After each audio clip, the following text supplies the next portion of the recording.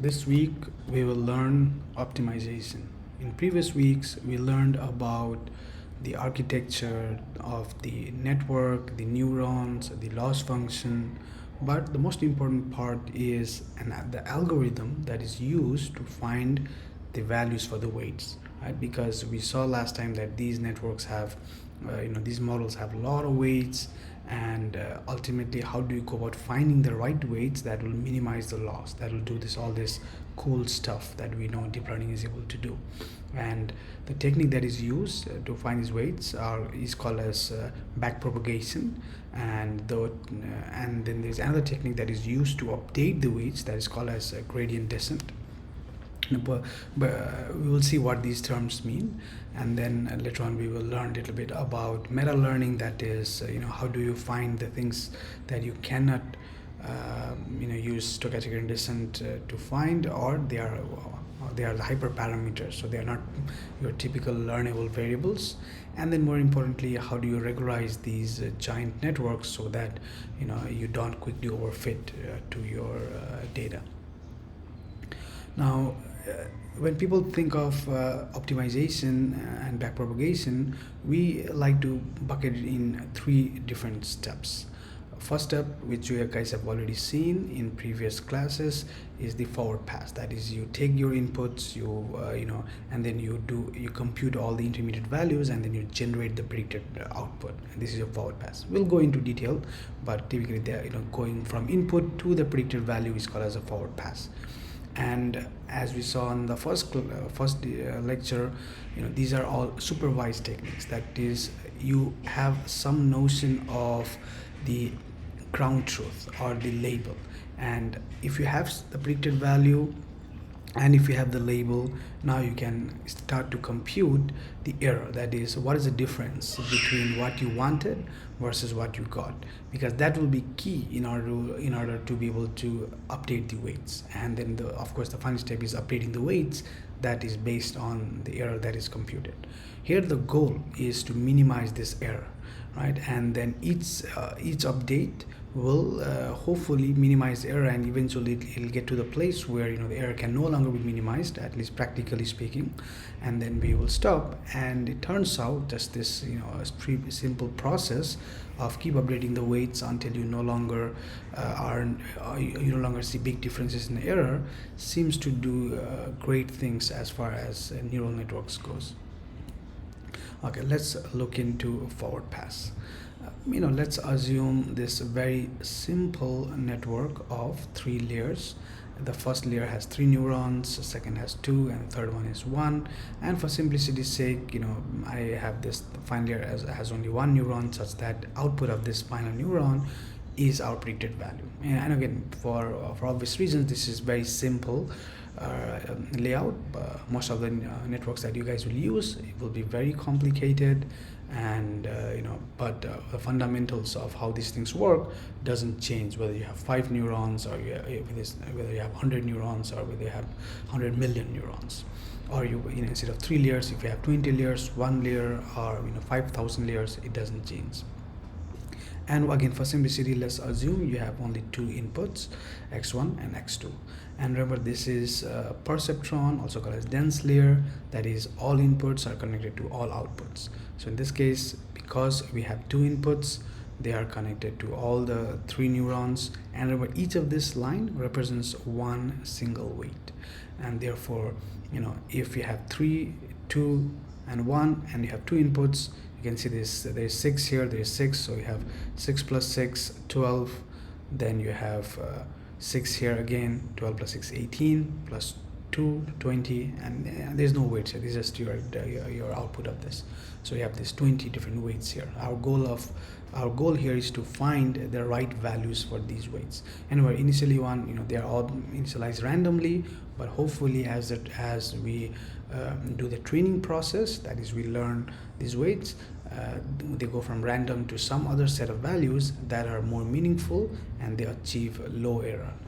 And the idea is, if the training error is low, hopefully it generalizes to validation error or the test error, and that is also lower than your starting point. Okay, let's step on this one by one. now let's compute the output of the first neuron, right? And again, for simplicity's sake, let's call this the function this neuron represents as f, and because this is neuron 1, we'll call it f of 1. E is the input here, and this function here could be any of the nonlinearities that we studied in the last class. Typically it is ReLU, or it's a softmax, it's a sigmoid. It could be hyperbolic tan, any of the nonlinearities, or it even could be linear, but that won't be a useful network if these were all linear functions. So for time being, it doesn't matter what function it is, as long as this function is differentiable with respect to its input, and you will see why that comes into play. So let's say you have this input x1 and these two weights that are corresponding to the first neuron. So this is like we studied last time. Here we just compute the weighted sum. So that is, so w of x1 1, w of x2 1, and then you multiply these weights to the corresponding inputs, sum them, and then you apply this function, which is ReLU or softmax. And I'm just, for simplicity's sake, I'm omitting the bias, but that should not change any of the computation. Similarly, the output of the second neuron is computed like this, where you have individual weights that are that go from the input to that particular neuron, and then you multiply that input with those weights, and then you sum them, and then you apply this function. Similarly, you compute the output of f3, and let's call these individual outputs as y1, y2, y3. So output of f1 is y1, and similarly. And now, once you have computed all the outputs of first layer, they become the input to the second layer. Now you can simply assume as if this x1, x2 didn't exist, and you just had three inputs, and these three inputs are y1, y2, y3, and you have now two neurons here, and they get all these three inputs. So now, in order to compute the output of the fourth neuron, you will take these three as inputs, that is y1, y2, y3. You will take the corresponding weights, and then you will do the weighted sum as we have done previously. And now this becomes, and then you will apply the function f4, whatever that is. And again, the f1, f2, f3, f4, all these functions could be the same, it could be different, but most of the time, for all practical purposes, they are always the same function. And once you compute f4, similarly we'll compute f5. And remember, this computation of f4, f5, even though we are doing one after another, these things can happen at the same time, right? Because computation of f5 doesn't depend on the value of f4. So that is where the idea of parallelization comes in. And the reason deep learnings have become so successful is because you can compute all these values in parallel. Here we have two, but typically there could be thousands of these neurons in a single layer, and all those 1,000 values could be computed at the same time. And this is where people use GPUs, and GPUs are really good at doing a lot of things at the same time. They have a high throughput. Okay, now let's compute the output of the sixth neuron, which would, in this case, there are two inputs and there's only one neuron, so both these inputs, they're multiplied to their corresponding weights, and then you sum them and apply this function f6. And sometimes this function in the last layer could be something different. It need be a function here at all. If you just want a regression value, it could just be like this. Or if you want a bounded values, this function could be something that bounds the output to a certain range. It all depends on the task, but like I said, it doesn't matter what this function is as long as this is differentiable. Okay, now that you have computed y, this is what is our prediction for the value. And because it is supervised learning, we assume that for every input, that is x1, x2, somebody is giving us the true value, that is the correct output. And now there's going to be difference between what we have predicted, that is y, and what the true value is. And that difference is called as the error. And this error, like we saw last time, could be any of the functions. It could be cross entropy if you're doing classification. It could be mean squared error if you're doing regression, or by any of the other functions. But as long as the function is differentiable. This is where, let me take a brief detour on some of the basics of derivative chain rule. I'm sure all of you must have taken calculus, but if it has been a while, let me refresh you on the chain rule. So if you have this composite of function, that is f of g of x, so you're first applying a function f over the output of g of x, and that is you're applying the function g to x. So what is the output of this? You apply the function f. And if you have to take a derivative of this, typically it's done like this. That is, it's the derivative of g of x and then derivative of f of g of x. That is, g of x is the input here, and then you pass that input to the derivative of f of x.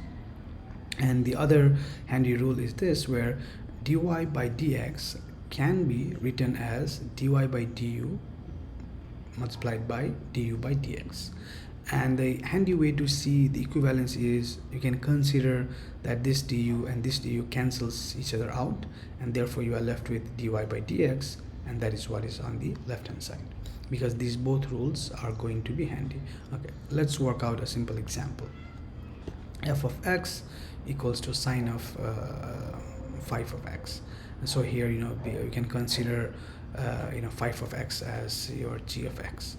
So what we would do is first we would compute just the g of x, that is gradient of 5 of x, which is 5. So you just write here 5, and then you compute the f of g of x, that is gradient of sine, that is cosine, and g of x. G of x is 5 of x, so this is 5 multiplied by cosine of 5 of x. And I hope this is not something new to you, and you guys know this well. If not, I would highly recommend refreshing your derivative calculus. Now let's see how this is used in a neural network. Again, let's simplify this particular neuron even more. Let's say there is one input x, and then there is one weight w that corresponds to this neuron, and then this is the neuron where it takes the input, the weighted input, and again it could, if there are multiple inputs, there will be weighted sum, but that shouldn't change our computation. But for simplicity's sake, we'll just assume there is one, and whatever is this computation, we'll label it as y. So y is the output of this neuron, x is the input, and there is a weight in between, and there is a function. This function is some differentiable function. So this is the computation. Now what we want is to compute partial derivative of loss with respect to the weights. Essentially what this term means is how much will the loss change if I change the weight by a small unit. I'm again refresh your limits here, because this is the limit of the change here. That is, and why are we doing this? Because our objective here is to minimize the loss as much as possible. So by computing this, we know what direction to take and the magnitude of that direction to take, which will make the loss less. That is, once you know that if you change your w by a small unit, how would the loss change, and by using that we can now retroactively change the w to bring in that effect on the loss, and our goal is to minimize the loss. So we'll take the step that will lead to smaller loss. So we will compute the small change in w. Now, but the problem is, this is hard to compute, right? Because there are so many parts here. Let's use the chain rule to try to break this. Now this loss here, now we can write this dl by dw, and I can remember this partial derivative as d of f of x w by dw, and dl by d of f of x w. And again, f of x w is just your y, right? So now we can simply cancel this and this, so we can see how this dl by dw is same as the term on the left hand side. Now let's break this term again. So this d of f of x w can be written as d of x w by dw, d of f of x w by d of x w. And again, remember, this term and this term cancels each other out, so what you're left is the original term.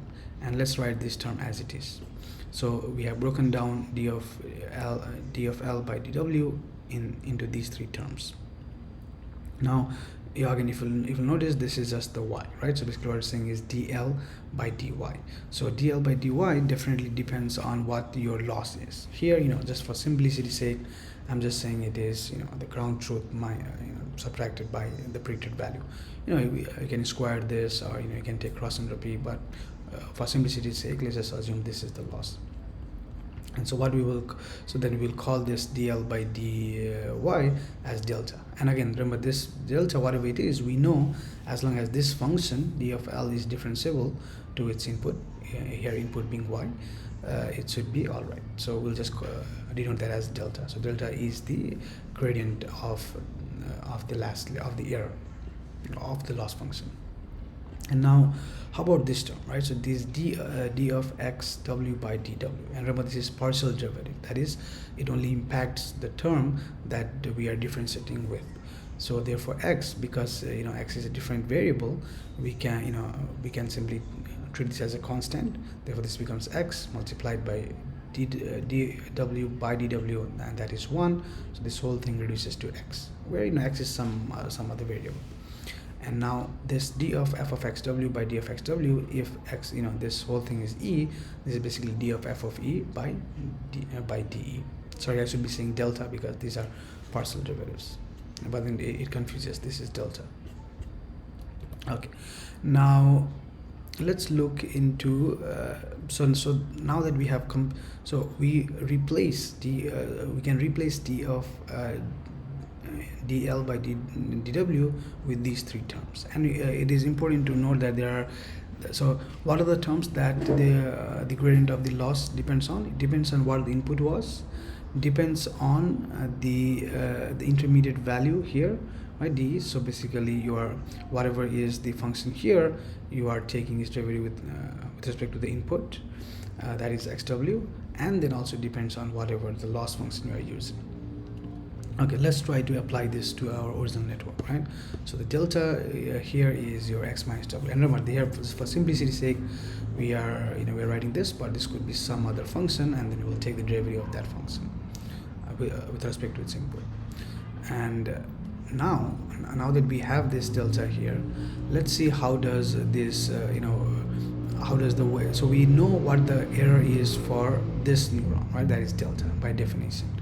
But what is the error of this neuron? And remember, why are we computing this error? I'll show you, because later on this term is going to be useful in order to update the weights. So let's compute the error of this neuron. And now the problem is, you see, the error of this neuron was delta, but it had two inputs, and those inputs had were scaled by these two different weights. So whatever it is, you will rescale the delta by the corresponding weights, right? So therefore the error at node 5, that is delta 5, is basically whatever was the weight that was used multiplied by the error in the next layer. So as you can see here, we are basically going backwards. First we computed the error here, and now we're computing the error here. That's why this is called as back propagation. That is, we're propagating the error backwards. So the error on the 5th neuron is error of the 6th neuron multiplied by whatever weight was used when that 6th neuron was computed. Say if if this weight was 1 and this was 0, then it means there was no input from the 4th neuron, and all the weights of the all the error of the 6th neuron is basically down to the neuron in the 5th neuron. Now similarly, we can compute the error for the first neuron, right? So in the first neuron, it impacted two different neurons, that is 4 and 5, and then therefore we take the corresponding weights, that is W15, W14, and now we take the error of the 4th neuron multiplied by whatever the weight, that is W14. We take the error of the 5th neuron multiplied by whatever the weight was attached, whatever weight links the first neuron and 5th neuron, that is W15, and we will simply do the weighted sum. So the error in the first neuron is that is delta 1 is W14 delta 4 plus W15 delta 5. Similarly, delta 2, similarly, delta 3. So I hope this is very clear, and if not, I will definitely recommend you guys to write this down in the paper and try to work it out yourself. It's very important to understand this. You don't have to actually write code this. These things are all built in the libraries and packages, but understanding this is very vital in order to appreciate how weights are updated, and in order to be able to debug sometime when you have a problem. Okay, now that we have computed the error for all the neurons, right? So now we have errors at all of these 6 neurons. Let's find out how the weights are updated, because like I said, that is our goal. Our goal is to update the weights such that after updating the weights, the loss, the new loss, which was before L, is lower than the previous value. So here, again, to refresh, we had dl by dw equals to x df of e by de and delta, right? Now, so the way to update the weights is the new weights are equal to old weights minus whatever is the loss, whatever is the gradient, right? Because when we do the minus, what we're saying is I want to change the weights such that the new loss will be lower, right? So by basically taking, this is what is called as gradient descent. We are taking a step towards the direction where the loss will be lower. And but if your loss functions was such that you're trying to maximize the loss value, then you'll simply change this minus to plus. But most of the time, by standard, it is always assumed that you are trying to minimize the loss. And now this term eta is considered as the learning rate. That is, how big a step do you want to take when you do this. Now technically, you could not have this learning rate, and this is a perfectly fine way to update the weights. But it turns out that the loss surface, the loss functions that you try to optimize, is highly non-convex. It means if you take too big a step, you might offshoot the minima, or it becomes the optimization becomes very finicky because it keeps jumping between two different optimal values. Because when the loss function is highly non-convex, there is no notion of the global minima. Only in the convex function where you have ideas of global minima. Here it is non-convex, so we are just trying to find good enough minima. So what we will do is we will downscale this gradient so that the overall step we are taking, that is this whole term, is a very small one. So typically the learning rate is like 0.01 or 0.001. So we are just taking a fraction of the step, but we are still using the same direction. That is, whatever the direction, if it says that the weight has to go higher, then this whole thing will be negative and the weights will go higher. If the weights want to go lower, this thing will be positive, so we subtract, the weights will be lower. But even though we are going this right direction, we are taking a smaller step size. So this eta, which is called learning rate, or the step size, is very vital. And you will see later on that it's very important to start with a good learning rate. Otherwise, the model will not train. It will not converse, even though technically it is correct. So the update rule looks like this. Old weight is old weight subtracted old weight minus learning rate, and then dl by dw. And now we know how to compute dl by dw, because for each neuron, this is going to be the input to that neuron, then d of f of e, whatever is the function there is that neuron in this function is really, or whatever is input to that. And remember, here e is not the same as x, right? Because e includes xw, right? And then there is delta, whatever it is delta for the neuron, which we have computed previously. So we can rewrite this weight update like this. Okay, so now let's update all these weights, all these arrows, right? And now in order to update the weights, we will no longer go from the end. We will go from the start, because we don't need anything from the final layer. We have everything what we need. So for this case, the wx11 is updated by delta 1, which we know we have already computed, then d of f of 1e. Here e is what? E is your x1 w1 x2 w2, right? Remember, even though we are computing this weight, it does get impacted by this weight, because that determines the value of e. And then x1, because x1 is the input, right? Similarly for wx2, It's the same thing except the starting weight is this, and the input is x2 but not x1, and the delta is same because it is for this is a neuron that is impacting these weights. Okay, now we can do the same thing here, and I will not go through all of this, but you can see the same thing repeated. And like I said earlier, these things can happen in parallel. That is, while updating weights w1, 4, 2, 4, 3, 4, you can also update the weights this is 1, 5, this is 2, 5, this is 3, 5. Similarly, you can update the weights 4, 6, 5, 6. Again, 4, 6, 5 depends on the delta, that is the error at the 6th neuron, which in our case it was trivial to compute, but it could be some complicated function. It doesn't matter as long as it is differentiable with respect to its input. That is what delta is. And then we would have, but you would have noticed that in order to compute these weights, you need this value of E, right? E is the weighted sum. It means which we referred to as activations earlier on.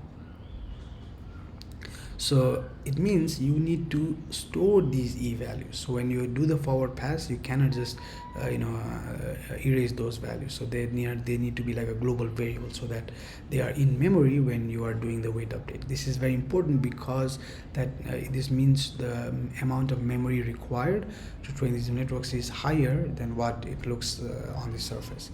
And that's why you will see the modern GPUs that are used to train neural networks typically have really big RAM, that is the GPU RAM. Okay, so in summary, what do? We start from the random weights. Why is it important to start from the random weights? Say if the starting, as you saw, the weight update requires you to start from some weight, right? So it needs to have a value. If all these weights, say W1, 2, 1, the 2, 1, all of these lines were the same value, then all the errors here will be exactly the same, and all the weights will get updated to the same step, and this will behave like this whole thing was a single neuron, because it'll always have the same output. So in order to break that symmetry, that is to have different errors at different neurons, you need to have different values for these different weights. That is why it is very important to start from random weights. It's one of the most common mistakes that people do early on. That is the starting from similar weights. So this is typically called as breaking the symmetry. Then the second step is to do the forward pass. That is, you compute all the E's and store and save them. Then compute the error at the final unit. Then you do the backward pass. That is, compute all the deltas. Then you update the weights using the update rule. And then hopefully this is good enough that you have built something and you can make a profit out of this. And plenty of companies profit from being able to train amazing networks that can do things that otherwise would be impossible to do. Okay. Now, although it seems straightforward to do all of this, there is something unique about machine learning or neural networks, is that in a typical software or an algorithm, once you write the correct algorithm, you always expect the correct result, right? If the algorithm is wrong, obviously the result is wrong. But if the algorithm is right, then the result is always right. But machine learning, that is not the case, because you could have the right algorithm, but because your optimization process, the training process, wasn't optimal. And what's optimal? Maybe your learning rate was bad, or maybe you didn't have enough number of neurons, or you had overfitting. There could be plenty of problems. So if you're trying to debug your machine learning, debug your neural networks, you have to realize that you need to verify two things. One, first, the algorithm is correct, and second, that all these other parameters that would impact the quality of the output, that is also correct. And therefore this is where a lot of trial and error comes into play, and there's no substitute other than to try different things and over the time build intuitions around what are the right things to do for the right problems. So I hope you'll keep this figure in mind, because now you have two axes of problems, that is correctness of the algorithm, and then correctness of the optimization process, or the efficiency of the optimization process, because you don't want overfitting, you don't want underfitting, you just want the right amount of training. Okay, and now let's go back to the learning rate, right? Because I told you, I gave you an idea that what would happen if you have a big learning rate, right? So you may start from here, you take a big learning rate, you go here, and now even though the direction is toward this side, you might take a big step, you might go here. It's possible that you will overshoot this valley, this minima, and you will not get the most optimal results. Whereas if you have a very small learning rate, it will take forever to go from here to the optimal. It'll never overshoot, but it'll be very slow. And these kind of competitions are really expensive because renting GPUs are very expensive, and therefore you'll burn a lot of money trying to optimize this, or you might never reach this because you will just run out of patience. Therefore, there is a right learning rate, and there is no magic and to figure out learning rate. But you will see later on there are some other more complicated optimization techniques that will figure out the learning rate, or will start from any learning rate, and as the training starts to progress, it'll automatically adjust the learning rate to be as close to efficient. This is where all these adaptive learning rate techniques comes into play. So I hope you'll keep this figure in mind, where if you have a good learning rate, as the training progresses, that is, epoch means how many times you have gone through the training data. And yes, while training your networks, you have to go through your training data several times, and with good learning rate, as you go, your losses start decreasing, and eventually you will see diminishing returns, and then at some point you just stop manually, because it may never really go to zero, but it may stop improving. But if you have low learning rate, you will see the loss decreases much slowly, but then you might run out of patience because you don't know when to stop. And if you have a high learning rate, very quickly the loss will go down, but then it will not be as good because you'll be stuck in some valley that is not optimal. Or if you have very high learning rate, you will overshoot this. So this is a good figure to keep in mind.